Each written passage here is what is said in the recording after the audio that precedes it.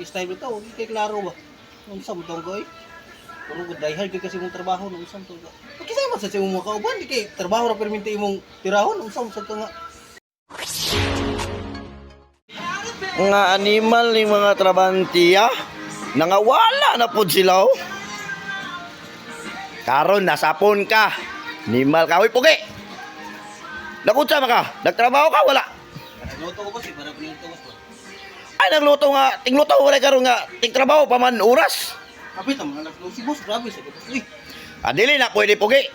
Trabaho, trabaho. Luto, luto. hato sa nga oras boss unsa mo ka nga. Ay sa palabig, sabi sa kay istrito sa kay nimo eh. Unsa man sa dinay imong giluto day? Kapit alas 12 unya, grabe sa ko uy. Hato sa gbanahon sa mga estrabante. Pila naman ang kaminuto sa unsa mo ka nga. Yata sa mga trabante man ko pugi. Hindi, tagaasog gigunoy mo ana. May pamukhaon ka boss. Aw, nara mo na yun ang istorya. Pagluto, gyapon mo na ugma. Maura gyapon na yung style. Storya ako sa imo boss ha. Ay palabig dahil sa kumpanya boss unsa mo kaya. Okay naman sa ako, basta magluto lang mo, makakapil ko.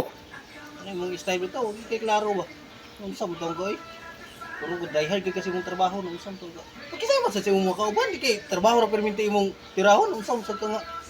Ah, Gamay na ka sa ako boss. sige, pugi, pugi. Sige, pugi, pugi, pugi.